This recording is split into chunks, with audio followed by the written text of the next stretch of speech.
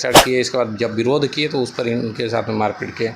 तो ये और से आज भी इस घटना को लिपा पोती करके दबाने के फेरा में, सुलह करने के फेरा में लगातार दबाव बनाए हुए है। यह चिंता का विषय है, लेकिन हम सभी लोग इनके साथ हैं। और आप देख रहे हैं देव दर्पण न्यूज। अभी हम लोग सदर हॉस्पिटल औरंगाबाद में है। यहाँ पर देख सकते हैं काफ़ी यहाँ पे लोग हैं और यहाँ से पटना से चलकर अति पिछड़ा प्रकोष्ठ के रामबली चंद्रवंशी जी यहाँ पे आए हैं। आइए इनसे बात करते हैं कि आखिर यहाँ आने का कारण क्या है, जो पटना से चलकर यहाँ पे तत्काल जो यहाँ पे आने का प्रयास किए हैं। देख सकते हैं यहाँ पे बच्ची है, ये जो जिन्हीं के साथ जो है घटना हुआ है, हाथ जो टूटा हुआ है दोनों बच्ची के साथ, और इन्हीं से मिलने पटना से यहाँ तक यहाँ पे आए हुए हैं। देखिए यहाँ पर कुटुंबा प्रमुख धर्मेंद्र चंद्रवंशी जी है। भैया के यहाँ पे क्या घटना हुआ है, क्या मामला है? कल हम लोग को जानकारी मिला कि नबीनगर थाना अंतर्गत 70 धनाव गांव जो है वहाँ की ये रहने वाली हैं और स्कूल जाने के क्रम में वहीं के स्थानीय व्यक्ति धनंजय सिंह हैं, वो इनको गलती से घर के पास बुला करके और घर में सीधा खींच लिया, फिर मारपीट करके इस तरीके से हालत किए। छेड़छाड़ का भी बच्चियों से अभी हम लोग जायजा ले रहे थे तो छेड़छाड़ का भी ये बता रहे हैं कि छेड़छाड़ किए, इसके बाद जब विरोध किए तो उस पर इनके साथ में मारपीट किए।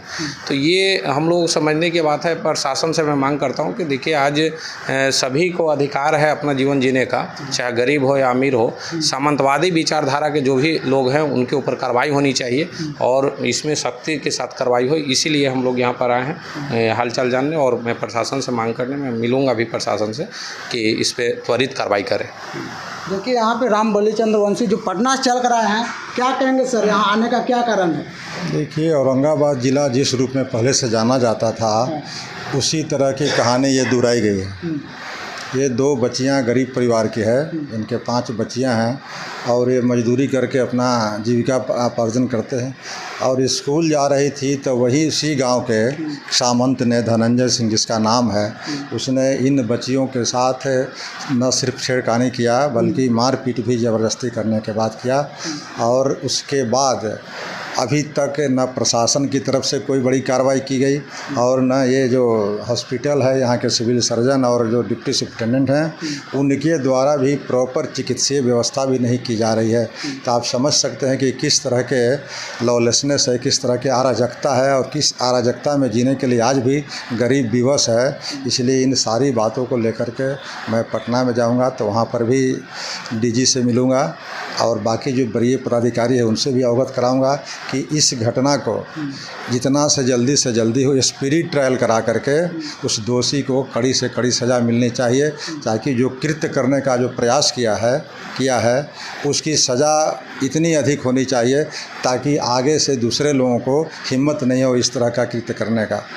इसलिए मैं इस घटना का पूरी निंदा करता हूँ और आगे चल कर के समय में हम लोग को जो भी करना पड़ेगा आंदोलन इसके लिए उस स्तर तक जाएंगे, लेकिन इस पीड़िता को न्याय मिले और उस दोषी को सज़ा, फांसी की सज़ा हो। अभी भी वो शायद बंद है कि नहीं बंद है पता करते हैं, FIR दर्ज हुआ है कि नहीं। और एक फोर्सेज आज भी इस घटना को लिपा पोती करके दबाने के फेरा में, सुलह करने के फेरा में लगातार दबाव बनाए हुए है। यह चिंता का विषय है, लेकिन हम सभी लोग इनके साथ हैं, पीड़िता के साथ हैं और इस घटना को हम लोग दबने नहीं देंगे।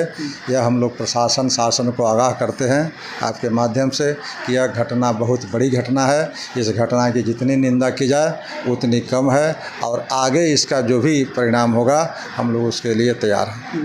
प्रशासन के द्वारा एक विज्ञप्ति निकाला जाता है, उसमें लिखा गया स्कूल जाते के क्रम में जो है मारपीट किया गया, छेड़छाड़ का जिक्र नहीं। यही तो मैं कहा कि ये स्थानीय जो प्रशासन है, ये खास करके थाना और पुलिस की जो बात है और जो सामंती लोग का गठजोड़ है उन लोगों के द्वारा यह लिपा पोती करने का प्रयास किया जा रहा है। जो सच्ची बातें हैं वो नहीं लिखी जा रही, उसको छिपाई जा रही है और उल्टे सुलह करने का प्रयास कराया जा रहा है। और जो इस पीड़िता का देख लीजिए अभी उठ नहीं पा रही है और कल से कोई सुविधा भी नहीं मिली है।